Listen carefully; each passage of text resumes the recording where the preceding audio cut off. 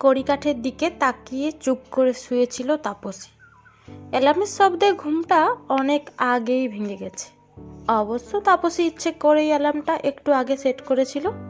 ঘুম থেকে উঠে একটু এপাশ ওপাশ না করলে শান্তি হয় না।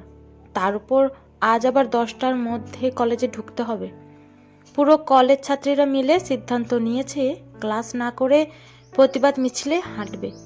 তাপসীকে অংশ নিতে হবে না? সে কি সমাজ ছাড়া নাকি? আজ তাদের অভিযান রাস্তা জ্যাম করে দেবে। অবশ্য অদিতি এগিয়ে এসে উদ্যোগ না নিলে এসবের কিছুই হতো না। সেদিন অদিতি জোরালো গলায় বলছিল, সহজ নয়, মিছিলের মুখ হয়ে ওঠা সহজ নয়। মনে মনে স্লোগানগুলো আর একবার ঝালিয়ে নিল সে। অরিত্র বলছিল, মিডিয়া আসতে পারে কভার করতে। আফটার অল নামী কলেজের সম্মিলিত প্রতিবাদ বলে কথা, তাইলে ভালোই হবে, খানিকটা এক্সপোজার পাওয়া যাবে। মুখতে চেঁচিয়ে কি লাভ? এমনটা নয় ঘটনাটা তাকে আহত করেনি, কিন্তু রোদে হাঁটলে স্কিনে কতটা ট্যান পড়ে তার জন্য যে কত ঝামেলা পোহাতে হয় সে ভুক্তভোগী মাত্রেই জানে। মোবাইলে টুংটাং শব্দ। নির্ঘাত অদিতি গ্রুপে মেসেজ করেছে, কলেজের যাবতীয় পরিকল্পনা, সে সোশ্যাল হোক বা প্রতিবাদী মিছিল, সবসময় অদিতি নিজের থেকেই এগিয়ে যায়, দায়িত্ব কাঁধে তুলে নেয়। সেলফ প্রোক্লেমড লিডার যারে কয়। কি করতে চায় সে সম্পর্কে অদিতির ধারণা স্বচ্ছ। তাপসী মাঝে মধ্যে অদিতি হওয়ার চেষ্টা করে, 2-1 দিন বাদেই হাল ছেড়ে দেয়। অত দৌড়ঝাঁপ ও শরীরে সইবে না। অদিতির ডাকাবুকো স্বভাবের কারণে ছেলেরাও রাস্তা ছেড়ে দেয়। অদিতির কারণে তাপসীরাও আজকাল একটু রেলা নিয়ে হাঁটে। সহজ ব্যাপার। এমন একজন মেয়ে তাদের কলেজে পড়ে যে কিনা বলে বলে ছেলেদের দমক দিতে পারে। ঠিকই ভেবেছে। সোশ্যাল গ্রুপে অদিতির মেসেজ, প্রতিবাদ মিছিল 10টার বদলে 9:30 থেকে শুরু হবে। দেওয়াল ঘড়ির দিকে তাকাতেই চমকে উঠল তাপসী। এ বাবা, পৌঁছতে না দেরি হয়ে যায়। মোবাইল চার্জে দিয়ে দ্রুত বাথরুমে ঢুকলো সে। 5 মিনিটে ফ্রেশ হয়ে নিতে হবে। আজ দেখিয়ে দিতে হবে রাস্তা কারুর একার নয়। সেদিন কি যেন বলেছিল ছেলেটা, রোজ সকালে দুপুরে মিছিল বেরোলে নিত্যযাত্রীদের অসুবিধা হয়, অফিস পৌঁছতে সমস্যা বাড়ে, প্রাইভেট সেক্টর তো আর অজুহাত শোনে না। পাল্টা জবাবটা মোক্ষম দিয়েছে অদিতি। মহৎ কাজের জন্য প্রত্যেককেই কিছু না কিছু বলিদান দিতে হয়। আমরা এক মহৎ উদ্দেশ্য নিয়ে লড়াই করছি। মিছিলে পা মেলাতে পারুন না পারুন, সমর্থনটুকু করুন। আপনার একটা সমর্থনও বিচার এনে দিতে পারে। সংকোচেরও বিহলতা নিজেরে অপমান, সংকটেরও কল্পনাতে হয়েও না ম্রিয়মান। মুক্ত করো ভয়, আপনা মাঝে শক্তি ধরো, নিজেরে করো জয়। গাইতে গাইতে খাবার টেবিলে এসে বসলো তাপসী। চটপট ভাত দাও মা, সম্মিলিত প্রতিবাদে আজ রাস্তায় নামতে হবে। ডিমটা ভেজেই দিচ্ছি রে। আসলে তুই তো তেমন একটা অমলেট পছন্দ করিস না, একটু ভুজিয়া করে দি, ভাত কটা খেতে পারবি। আমি কড়া চাপিয়ে দিয়েছি, 5 মিনিট লাগবে। ইচ্ছে করে তুমি এগুলো করো, জানো তো মা। আসলে নিজে তো কোথাও যাও না, ঘরে বসে দিন কাটাও। কাউকে কিছু করতে দেখলে তোমার সহ্য হয় না। কিভাবে ব্যাগরা দেবে সেই ছক কষতে থাকো। বিরক্ত মুখে চিৎকার করে উঠল তাপসী। জানি তুই খুব রেগে গেছিস এখনো খাবার তৈরি হয়নি বলে। কাল রাতে বলেছিলি ভোর ভোর উঠে রান্নাটা সেরে ফেলতে।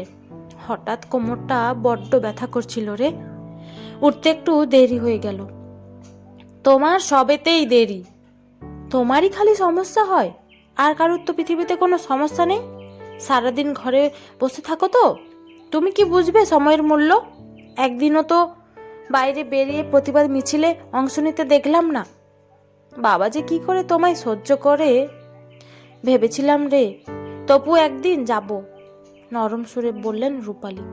কিন্তু কি বলতো, বাবার অফিস, তোর কলেজ, রাতের বেলা মিছিলে পা মেলালে, সকালে উঠে যদি তোদের পছন্দ মতো রান্না করে দিতে না পারি, তখন তোরাই বিরক্ত হবি।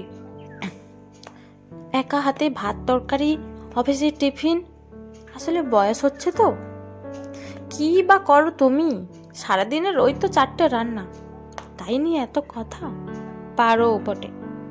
আমাদের মতো প্রতিদিন দৌড়ঝাঁপ করতে হলেও বুঝতাম অফিস যাওয়ার জন্য বাথরুম থেকে বেরিয়ে নবারুণবাবু ঘরের দিকে যাচ্ছিলেন। মেয়ের শেষ কথাটা শুনে ডাইনিংয়ে থমকে দাঁড়িয়ে পড়লেন। তুই না এখনই কিসব প্রতিবাদ করার কথা বলছিলি? তা প্রতিবাদটা কিসের জন্য? কোথায় হচ্ছে? কি যে আশ্চর্য কথা বলো না তুমি বাপি। কাগজে, টিভির চ্যানেলে প্রতিবাদ চলছে। সোশ্যাল মিডিয়া জুড়ে প্রতিবাদের ছবি, একসঙ্গে লড়ার ডাক। সবাই মোমবাতি হাতে, প্ল্যাকার্ড হাতে বিচারের দাবিতে মিছিলে পা মেলাচ্ছে। আর তুমি কি না বলছো কিসের প্রতিবাদ? কোথায় হবে? ভুল কি বললাম রে মা? এত প্রতিবাদ, এত লড়াই সবটাই যে অর্থহীন হয়ে যায় যদি মেয়েদের মেয়ে মানুষ বলে দেখে দেওয়াটা বন্ধ না হয়। সবার আগে মেয়েদের মানুষ বলে মনে করতে হবে। সব মেয়েদের যোগ্য সম্মান দিতে হবে। বিচার শেষে অপরাধীদের উপযুক্ত শাস্তি দিতে হবে। এই তো তোদের স্লোগান? হ্যাঁ, একদমই তাই। তাহলে যে তখন তুমি বললে কিসের বিচার, কোথায় বিচার? তুমি তো সবই জানো। জানি, ভাবছি, কিন্তু পরক্ষণে আবার ভাবছি সত্যি সঠিক জানি কি? দোষী তো শুধু একজনই নয়, তাহলে যে অনেকজনকেই শাস্তি দিতে হয় রে মা। হয়তো শাস্তির ধরনটা আলাদা হবে, কিন্তু অপরাধ তাতে কি লঘু হয়ে যায়? এই যে তুই এক্ষুনি মাকে যা ইচ্ছে তাই বললি, এটা কি অন্যায় নয়? অপরাধ নয়? তোর মাও তো একজন মেয়ে, একজন নারী। তার সঙ্গে তুই যেভাবে কথা বললি সেটা কি মানসিক অত্যাচারের পর্যায়ে পড়ে না? তোর যখন আজ তাড়া আছে তখন মোবাইলটা হাত থেকে রেখে একটু না হয় মাকে রান্নাঘরে সাহায্য করে দিতিস, সময়ের মধ্যে সব কিছু হয়ে যেত। তুমি আমাকে রান্নাঘরে ঢুকতে বললে বাপি? আমি কেন রান্না করতে যাব? এটা কি আমার রান্না করার বয়স? তাছাড়া মা রান্না করতেই ভালোবাসে, সেই জন্য তো কোনো কাজকর্ম না করে সারাদিন রান্নাঘরে বসে থাকে। কোনোদিন রান্নাঘরে ঢুকে দেখিস তো মা? গরমে ঘামে রাতে কতখানি কষ্ট হয়। তবু আমরা যাতে ঘরের খাবার খেতে পাই, পছন্দের খাবার খেতে পাই, নিয়মিতভাবে বাইরের খাবার খেয়ে আমাদের যাতে শরীর খারাপ না করে, তার জন্য সারা দিন ধরে ঘাম রক্ত তুলে পরিশ্রম করে চলে। ভাতের থালা টেবিলে রেখে শান্ত গলায় বললেন রূপালী, ওভাবে কেন মেয়েটাকে বলছো? ও তো কিছু ভুল বলেনি। সত্যি আমি সংসারের কি বা কাজে আসি? তপু, তুই ভাতটা খেয়ে নে, তোর দেরি হয়ে যাচ্ছে। চোখের কোণে আসা জলটা চট করে মুছে নেয়। তুমি সারাদিন বাড়িতে থাকো বলেই সংসারটা এত মসৃণ গতিতে চলে, সেটা তপুরও বোঝা প্রয়োজন। সবকিছু হাতের কাছে পেয়ে যায় তো, তাই মানুষটার গুরুত্ব বোঝে না, বলে ওঠেন নবারুণবাবু। কি বলবে বুঝতে না পেরে চুপচাপ দাঁড়িয়ে থাকে তাপসী। কি বলছে বাপি? এভাবে তো সে কখনো ভেবে দেখেনি। চোখ বুজে মাকে ছাড়া একাকী সংসার কল্পনা করলো। পলকে ভয়ে কেঁপে উঠে সে চোখ খুলে ফেলল। কি ভয়ঙ্কর! মা ছাড়া তার তো কোনো অস্তিত্বই নেই। সত্যিই তো, এক নারীর জন্য ন্যায় চাইতে গিয়ে আরেক নারীর সঙ্গে প্রতিদিন অন্যায় করে চলেছে সে। রূপালী দেবীকে জড়িয়ে ধরে বলল, আমি খুব বোকা মা, আমার ভীষণ ভুল হয়ে গেছে। বুঝতেই পারিনি তোমায় ছাড়া আমি কতখানি অসহায়। থ্যাংক ইউ বাপি, চোখে আঙ্গুল দিয়ে ভুলটা দেখিয়ে দেওয়ার জন্য। মা, তুমিও আজ আমার সঙ্গে খেয়ে নাও, আমরা দুজন একসঙ্গে প্রতিবাদ মিছিলে হাঁটতে যাব। নিজের দিকে তাকিয়ে রূপালী বললেন, তা হয় না রে, সারাদিন কাজ করে আমার চেহারার ঔজ্জ্বল্য হারিয়ে গেছে। আমায় দেখলে লোকে তোকে সম্মান দেবে না, উপহাসও করতে পারে।